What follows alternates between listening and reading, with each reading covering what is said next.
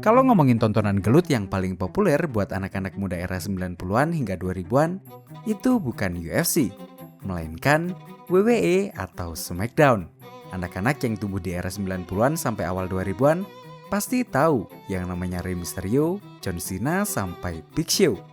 Tapi pertanyaannya, kenapa WWE yang dulu sangat besar, hari ini nyaris nggak kedengaran lagi di Indonesia? Padahal akses buat nonton di zaman internet sekarang itu udah terbuka banget. Daripada penasaran, yuk kita bahas di Room 49. Jejak kesuksesan WWE itu dimulai sejak tahun 1982 saat Vincent Kennedy McMahon membeli World Wrestling Federation aka WWF dari sang ayah, Vincent C. McMahon. Beda dengan ayahnya yang sangat konservatif, Kennedy punya ide yang sangat radikal. Dia ingin WWF menjadi ajang gulat terbesar di Amerika Serikat. Padahal waktu itu WWF masih berada di bawah naungan Federasi Gulat Nasional, yaitu NWA. Dengan visi ini tentu aja, ia ingin melawan NWA itu sendiri. Ini tuh kayak Asprof PSSI yang memberontak dan pingin bikin PSSI-nya sendiri. Di awal-awal tentu aja ada penolakan. Bahkan ayahnya sendiri juga memperingatkannya. Dia bilang, hati-hati, dunia promotor gulat itu keras dan berbahaya. Kalau kamu memaksakan ini, bisa-bisa kamu dibunuh. Tapi Kennedy nggak berhenti.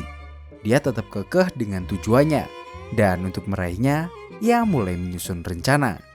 Pertama, ia merekrut Hulk Hogan, seorang pegulat profesional yang udah dikenal di kancah mainstream karena kehadirannya di salah satu film tersukses waktu itu, Rocky III. Selain Hulk Hogan, ia juga menggait nama-nama penggulat lain kayak Jesse Ventura yang nantinya akan dikenal sebagai komentator ikonik WWE dan Roddy Piper yang merupakan musuh bebuyutan Hulk Hogan.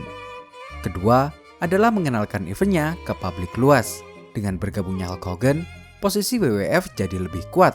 Ini bikin mereka lebih mudah masuk ke televisi Amerika, bukan cuma lewat satu channel regional, tapi lewat kombinasi TV kabel seperti USA Network dan siaran-siaran lokal di berbagai kota.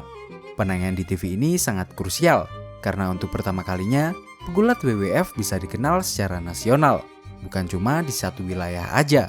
Selain TV, ia juga mengenalkan WWF lewat distribusi kaset-kaset video WWF ke seluruh Amerika Serikat.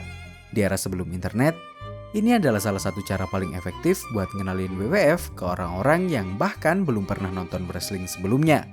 Mereka juga berkolaborasi dengan beberapa artis MTV kayak Cyndi Lauper untuk menargetkan pasar anak muda era itu. Dan setelah dirasa kalau popularitas WWF mulai terbangun, Kennedy melakukan langkah ketiganya, langkah yang paling ekstrim, yaitu melakukan tur Amerika Serikat, aka National Expansion. Ya, ia mulai menyusun tur ke regional luar WWF, kayak Detroit, St. Louis, hingga Los Angeles. Tentu aja, ini adalah langkah paling beresiko, karena mereka akan bersinggungan langsung dengan promotor lokal. Untungnya bad things nggak terjadi, justru kesuksesan besar yang menghampiri. Orang-orang yang biasanya nonton di layar kaca, pada penasaran dan akhirnya datang lihat idolanya gulat secara langsung. Hasilnya, semua event mereka penuh dengan penonton. Dan hanya dalam 2 tahun setelah pindah tangan ke Kennedy, WWF berhasil meraup pendapatan sebesar 29,5 juta US dollar. Momen hype besar ini ditutup dengan cantik oleh Kennedy yang menyelenggarakan acara final dari tur tersebut. Sebuah acara yang sangat megah yang diberi nama WrestleMania. Ia memasarkan event ini dengan slogan Super Bowl-nya Wrestling.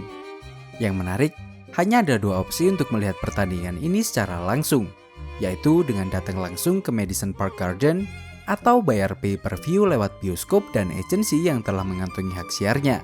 Ini sangat berbeda dengan acara WWF biasanya yang ditayangin secara cuma-cuma. Tapi hasilnya gila banget. 19 ribuan orang hadir di Madison Square Garden. Dari penjualan tiket doang, mereka meraup 500 ribu US dollar. Dan dari penyiaran pay-per-view-nya, mereka dapat 3,8 juta US dollar. Kesuksesan ini bikin mereka lebih leluasa untuk mengembangkan bisnisnya di tahun-tahun selanjutnya.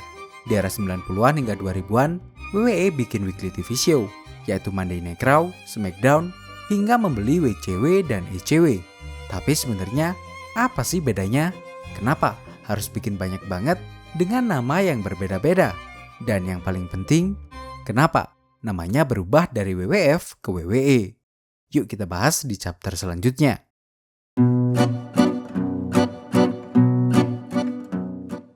Kalau era 80-an adalah era di mana WWF menancapkan pondasinya, era 90-an hingga 2000-an adalah era di mana mereka bereksplorasi. Ya, di era ini mereka membuat banyak banget acara-acara baru. Pertama, di tahun 1993, mereka menciptakan Monday Night Raw, sebuah acara wrestling entertainment yang sangat revolusioner. Acara ini rutin disiarkan secara live di TV setiap hari Senin malam. Sebelumnya, acara wrestling itu cuma taping dan jarang punya jadwal rutin di TV. Tapi sejak kemunculan Raw, semuanya berubah. Acara ini bikin wrestling entertainment naik kelas. Sejak saat itu, wrestling jadi tontonan wajib yang selalu ditunggu tiap minggu, seperti halnya NBA atau American Football. Meskipun ini cuma acara entertainment ya. Kedua, di tahun 1999 mereka bikin acara baru lagi, namanya SmackDown. Nama ini diambil dari frasa yang sering diucapkan The Rock, yaitu Lay It the SmackDown. Awalnya acara ini cuma hadir buat nge-support Monday Night Raw. Bahkan, cuma bakal diadain 1 kali doang.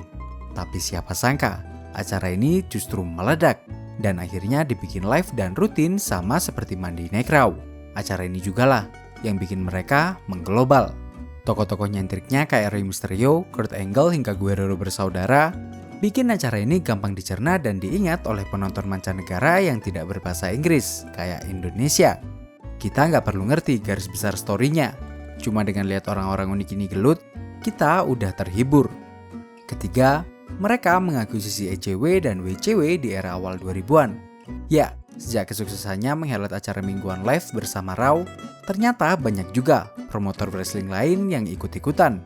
Dua yang paling besar adalah ECW dan WCW. ECW mulai tayang di TV sejak tahun 1994, sementara WCW mulai ngadain live kayak Raw tahun 1995 lewat acara WCW Nitro. Pemilihan ini mengakhiri peperangan yang selama ini terjadi, dan secara otomatis WWE lah satu-satunya pemegang kendali di dunia wrestling entertainment ini. Sayangnya, di tahun 2002 mereka mendapati sedikit masalah saat World Wildlife Foundation yang lebih dulu memakai singkatan WWF mempermasalahkan penggunaan nama WWF di pertandingan gulat ini.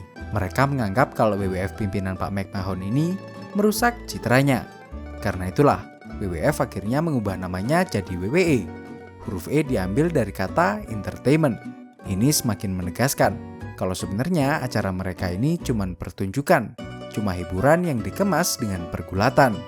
Tapi masalahnya, ketika dunia hiburan ini keluar konteks asalnya dan masuk ke negara lain dengan budaya yang berbeda, ceritanya bisa berubah. Dan di Indonesia, perubahan itu terasa jelas. Efeknya bisa menghancurkan nasib WWE di Indonesia. Yuk kita bahas di chapter selanjutnya.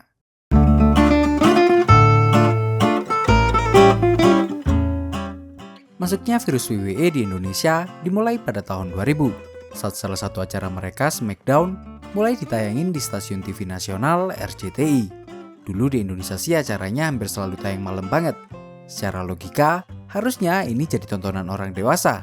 Tapi nyatanya, yang paling hafal sama Undertaker, John Cena, Kane, hingga Mysterio, justru anak-anak. Kok bisa ya? Kalau menurutku sih ada 3 poin yang bikin fenomena ini terjadi. Pertama, SmackDown itu mudah dicerna. Ya, aku yakin pasti nggak semua anak-anak itu paham dengan storyline-nya. Tapi anak-anak nggak perlu tahu itu. Mereka cukup lihat para pegulat ini tarung di ring, ngelakuin gerakan-gerakan ikonik dan SmackDown signature-nya. Itu udah cukup buat mereka nganggep kalau ini keren. Kedua, hiburan waktu itu masih terbatas. Zaman itu masih belum ada tuh yang namanya YouTube, TikTok, atau bahkan Facebook. Satu-satunya hiburan buat anak-anak ya ada di TV. Jadi cara paling efektif biar kita bisa ngobrol nyambung yang ngikutin acara TV yang lagi hype, meskipun malam dan harus nonton diem-diem waktu orang tua lagi tidur, ya tetap dijabanin. Ketiga, game konsolnya. Ini subjektif sih, karena emang dulu aku orangnya paling gak bisa begadang. Jadi cara biar bisa dalemin ya setelah main gamenya, kayak SmackDown Pain dan SmackDown vs Raw. Pada zaman-zaman itu pasti kalau kalian main ke rental, ada aja tuh anak yang lagi mainin game-game ini. Bahkan jujur aja, aku baru tahu ada yang namanya Raw, WCW, dan ECW itu ya dari game-game ini. Tapi sayangnya kepopuleran di kalangan anak-anak inilah yang justru jadi bencana WWE di Indonesia. Meskipun di awal tayangan udah diperingatkan dengan slogan "Don't try this at home", beberapa anak-anak yang mungkin nggak tahu artinya atau nggak peduli sama arti slogan ini justru meniru gerakan-gerakan berbahaya SmackDown di dunia nyata. Mending kalau cuma niru doang. Waktu itu sampai jatuh beberapa korban jiwa. Karena itulah desakan boykot SmackDown di TV mulai bermunculan. Puncaknya terjadi di tahun 2006 saat Komisi Penyiaran Indonesia alias KPI melarang acara ini tayang di TV nasional. Hal ini tentu aja bikin banyak fans yang emang bener-bener ngikutin jadi kecewa. Dan pelan-pelan popularitasnya di Indonesia pun semakin memudar. Sebenarnya WWE sempat balik lagi ke Indonesia, tapi cuman disiarin lewat TV kabel MNC Sports, bukan TV mainstream yang bisa diakses luas. Karena inilah eksistensi WWE di Indonesia seperti hilang aja gitu. Tapi yang perlu kalian tahu, meskipun WWE di Indonesia udah nggak kedengeran lagi, sampai saat ini mereka tetap eksis dan tambah gede banget di luar negeri. Sampai saat ini, acara mereka ditayangin di 170 lebih negara di dunia, mendapatkan miliaran US dollar tiap tahun, dan bahkan punya TV show baru yang namanya NXT. Menariknya, momen yang bikin WWE kehilangan momentum di Indonesia justru jadi pondasi buat kebangkitan olahraga gelut lain. Anak-anak yang dulu nonton SmackDown diam-diam tengah malam, sekarang udah pada dewasa. Mereka udah sadar kalau WWE itu settingan. Makanya, mereka males buat nonton lagi. Mereka nggak lagi nyari tontonan yang cuman kelihatan keras, tapi yang beneran keras. Nah, ini nih yang menarik. Di saat WWE dianggap terlalu settingan, muncul satu nama yang kelihatan menjawab semua kekecewaan itu. UFC. Ya, gimana menurut kalian?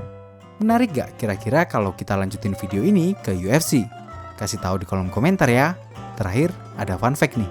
Ternyata, sekarang WWE ini di bawah payung perusahaan yang sama dengan UFC, yaitu TKO.